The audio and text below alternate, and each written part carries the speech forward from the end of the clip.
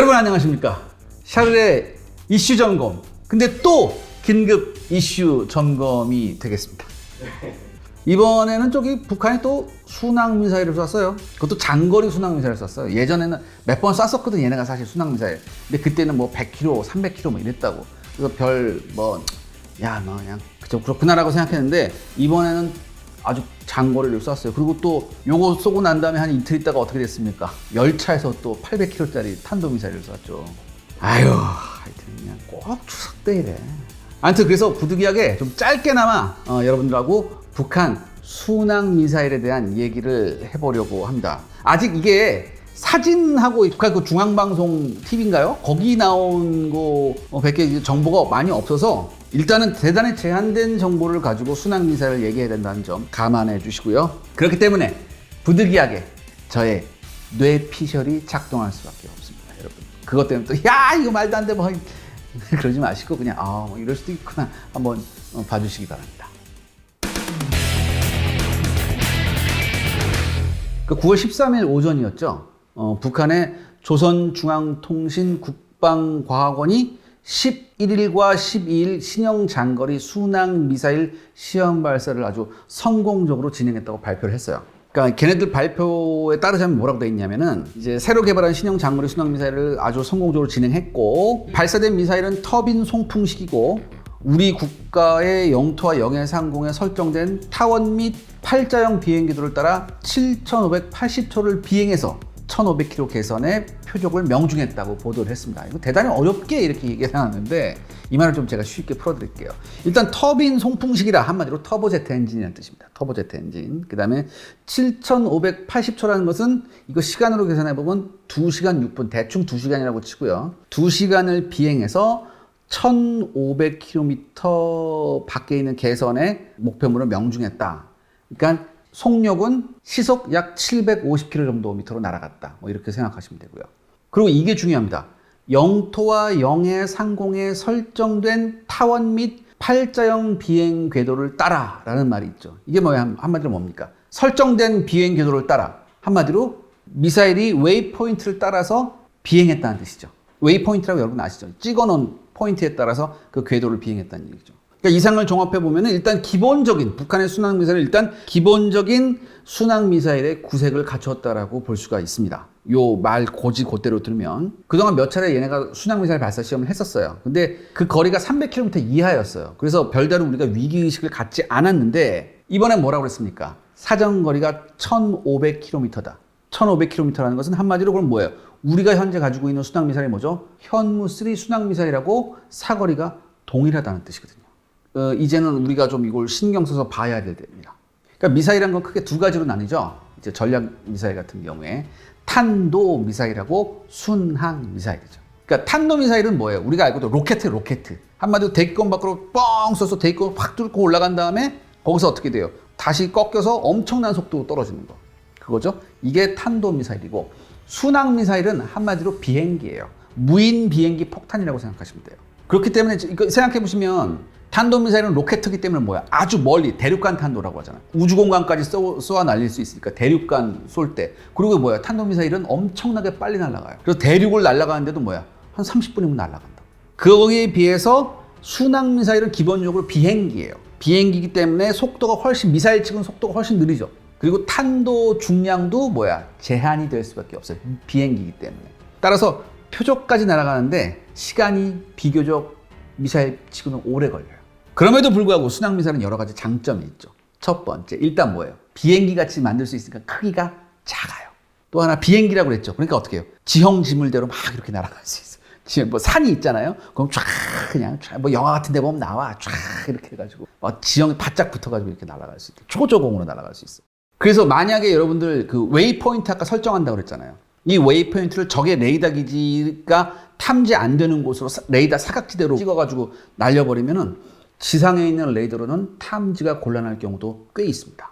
더군다나 탄도미사일 같은 경우에는 정밀 타격이 불가능하잖아요. 그냥 마하 20으로 꽂혀내리는데, 그래서 탄도미사일의 꽃은 뭐다? 핵탄두를 탑재해야 된다. 목표에서 대충 빗나가도 뭐야? 한 1, 2km 빗나가도 핵탄두 탑재하면 뭐 끝이잖아요.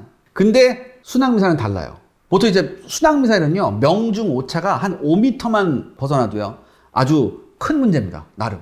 한마디로 순항미사일은 탄도미사일에 비해서 훨씬 정밀한 타격이 가능합니다. 그래서 가끔 미국이 이러죠. 뭐 외과 수술 미사일을 발사했다 그러잖아요. 한마디로 순항미사일 날랐다는 얘기예요. 그렇죠? 그러니까 걸프전에서 이 미국의 순항미사일 대표적인 게 토마호크죠. 이게 아주 톡톡히 재미를 봤죠. 아무튼 이 이후에 미국은 해외 작전에서 가장 먼저 뭐합니까? 순항미사일부터 날린다. 이 순항미사일이 무인 표적기이기 때문에 적 레이더 사이트 같은 거 공격하기가 정말 좋아요.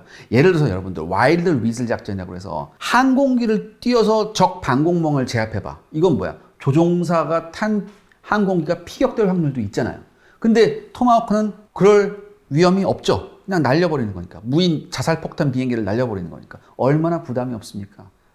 정말 요긴한 무기죠. 아무튼 미국뿐만 아니라 이제 러시아, 중국, 독일, 파키스탄, 한국, 그리고 이란도 이런 순항미사일을 개발했을 정도로 이 순항미사일을 개발한 나라들이 많습니다. 일단 이제 조선중앙통신 발표 내용하고 공개된 사진 몇 장으로 분석해야 됩니다. 여러분 좀 이해를 해주시고요. 제가 앞서 말씀드렸듯이 이제 일단 구색은 갖췄는데 이 외양을 한번 볼게요. 외양을 보면 꼬리 부분에 이제 보존할개가 3개예요. 3개. 그 다음에 길이는 약 6m 정도로 추정되고요. 동체 후방에 에어 인테이크가 정확히 보여요. 여러분들. 여기 지금 제가 북한 순항미사일 발사 장면 조선중앙통신에 나온 건데 제가 빨간색 원으로 해놨죠. 이 동체 후반부 아래 배 쪽에 공기를 흡입하는 에어 인테이크가 정확히 보입니다. 그런데 이렇게 에어 인테이크의 외부 노출 형태는 사실 순항미사일 치고는 약간 구식인 설계예요. 그러니까 미국의 최신형 토마호크하고 우리나라 지금 현무3는 에어 인테이크가 그 기체의 일체형으로 있어요. 그래서 따로 이렇게 에어 인테이크가 외부로 노출이 안 돼 있거든요. 그래서 스텔스 설계를 하기가 참 용이하죠. 대신 이게 미국의 토마호크 중에서도 구형 설계 있죠. 예전에 했던 거. 그거는 에어 인테이크가 밖에 나와 있어요. 여기 사진 한번 보시죠. 구형 토마호크도 에어 인테이크가 어떻게 되어 있습니까? 밖에 이렇게 나와 있죠. 북한 거하고 비슷하게. 그 다음에 순항미사일의 유도 방식을 한번 알아봐야 되는데요. 보통 이제 INS 관성항법 장치를 기본으로 탑재하고요. 그 다음에 여기에 지형 대조항법 장치, 그러니까 터콤이라고 하죠. 그 다음에 디지털 영상 대조항법 장치, CSMAC라고 하는 이런 방식들을 조합해서 사용을 하는데 여기에 최근에 GPS가 추가돼서 정밀도가 훨씬 높아졌죠. 그러니까 이 터콤이라고 하는 지형 대조항법은 미사일 내에 이제 기압식 고도계하고 레이더 고도계가 있어요. 그래서 얘가 날아가면서 이 고도계가 지형 지물의 고도하고 비교해 가면서 궤도를 수정하는 거예요. 그래서 그 관성항법 장치 오차를 수정하는 방식, 그런 방식이고. 근데 이 터콤 방식을 쓰기 위해서는 그 해당 지역의 지도가 미리 입력이 돼 있어야 돼요. 이 미사일 안에. 이러다 보니까 항상 날아가는 방향이 뭐예요? 일정했단 말이야. 미군 토마호크가.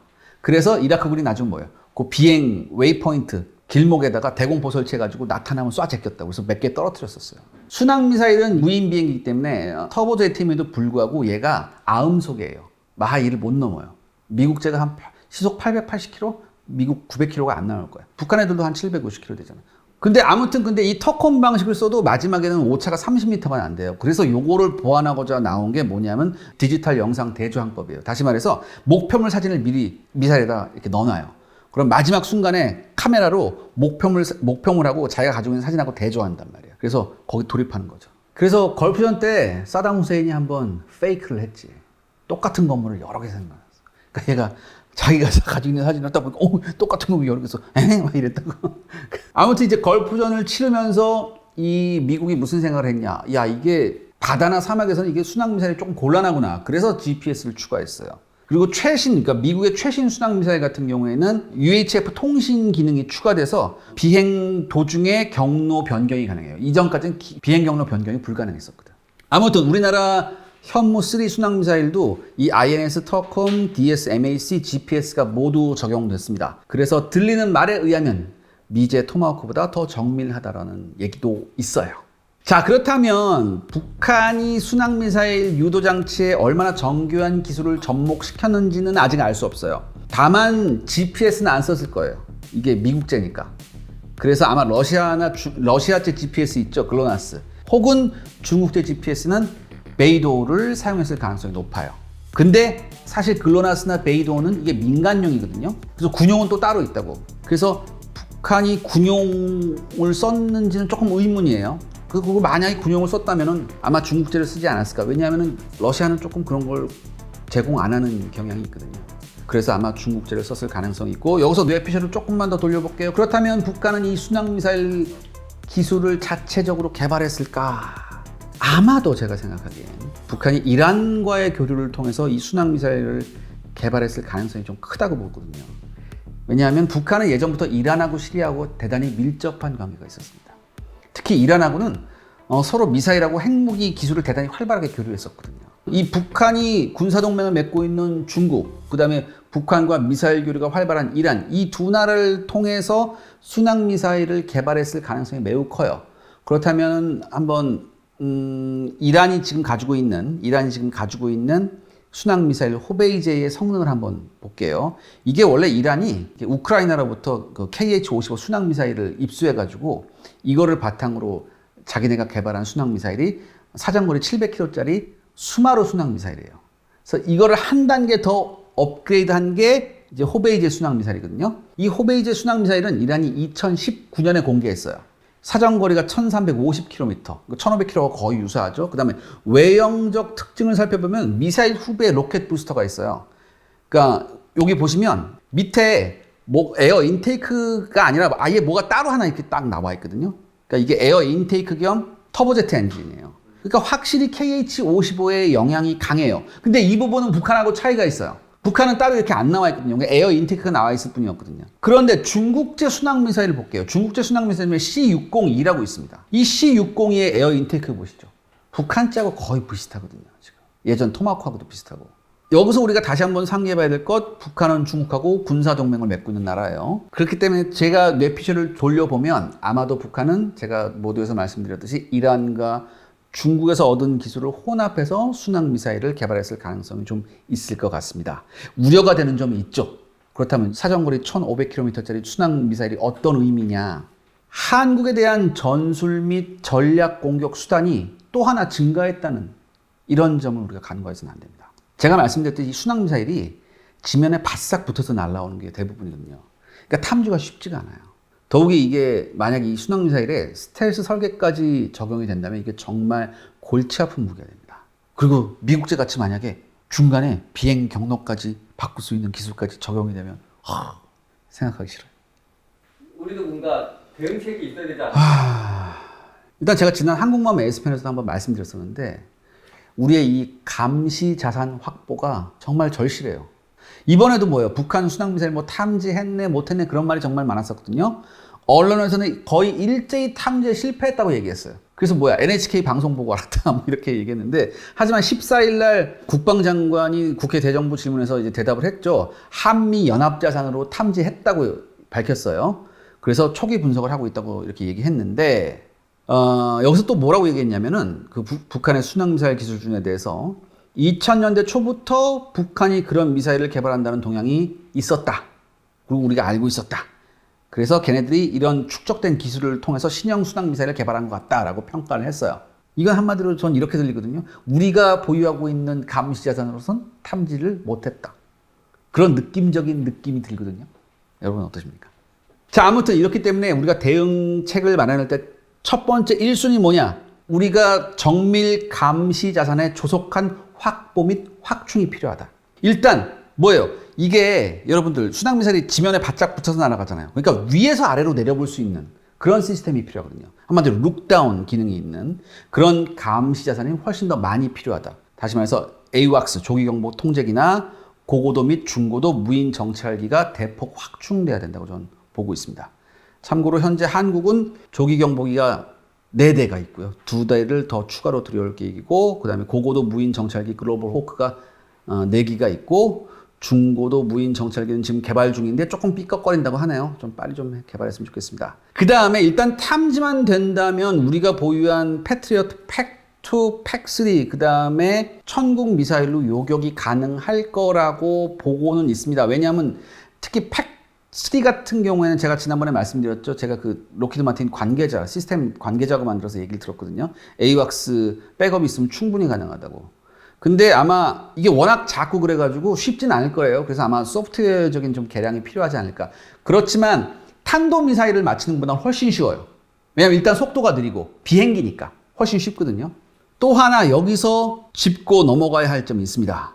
일단은 그래도 여러분 북한하고 우리는 155마일 휴전선을 맞대고 있기 때문에 북한이나 우리나 마찬가지로 뭐예요? 휴전선 부근에 지상 레이더가 빽빽히 있어요. 그러니까 아마 쟤네가 순항미사일을 쏴도 내륙 통과는 좀 힘들 거예요. 제 생각에. 그렇다면 뭡니까? 돌아오는 그렇죠. 어디로 돌아와? 바다. 바다로 돌아오겠죠. 그렇다면 뭐도 중요합니까? 해상 감시 시스템도 중요하다. 다시 말해서 해상에서 감시해서 요격할 수 있는 시스템 중요하다. 뭐밖에 없습니까 지금? 이지스 시스템밖에 없죠. 지금 우리나라는 세종대왕급 이지스 구축함이 몇 척? 3척 있습니다. 딸랑 3척 있습니다. 그래서 현재 지금 우리가 뭐 하고 있죠? KDX-3 배치 2 사업하고 있죠. 그래서 이게 이지스 함이 3척이 더 나와요. 그 다음에 한국형 차기 구축함인 KDDX, 이게 보통 미니 이지스라고 하는데 이것도 6척을 건조하는 사업이 지금 진행 중에 있습니다. 다행스럽게도 둘 다 이지스 시스템이 탑재가 되니까요. 그래서 이번 일을 계기로 이들 사업을 조금 더 조기에 마무리 지어야 할 필요성이 좀 있다고 저는 판단이 됩니다. 그 다음에 여러분 마지막으로 이 말씀 드리고 싶습니다. 제가 말씀드렸죠. 순항미사일은 사이즈가 어떻다? 작아요. 그래서 심지어 잠수함에서 어뢰 발사관으로도 발사가 가능합니다. 그런데 북한은 조만간 뭐예요? 신형 잠수함이 나온다고 계속 얘기하죠. 얘네가 뭐라고 얘기했습니까? 신형 잠수함인데 탄도미사일 싣고 있다. 탄도미사일 실 정도인데 순항미사일 싣는 건 껌도 아니죠. 그럼 만약에 여러분 북한이 SLBM 즉 탄도탄을 탑재한 잠수함과 더불어 SLCM 순항미사일까지 탑재한 잠수함이 나온다. 어떻게 해야 되죠? 그렇다면 우리 해군의 첫 번째 목적이 뭐가 돼야 됩니까? 북한의 잠수함을 추적하는 거예요. 이 임무를 우리가 최우선으로 삼아야 될지도 몰라요. 다시 말해서 지금 대한민국 해군이 어디에 집중적으로 투자를 해야 되느냐, 이것을 대단히 합리적으로 결정해야 된다. 전 그렇게 생각합니다. 피디님 웃지 말아요. 왜 웃어? 아니 지난번 얘기랑 결론이 어쩔 수 없잖아. 지금 돌아가는 상황이 그런데. 나도 이런 얘기하기 싫어. 나도 하도 욕으로 샤워를 해가지고 이런 얘기를 하기 싫어요. 나도.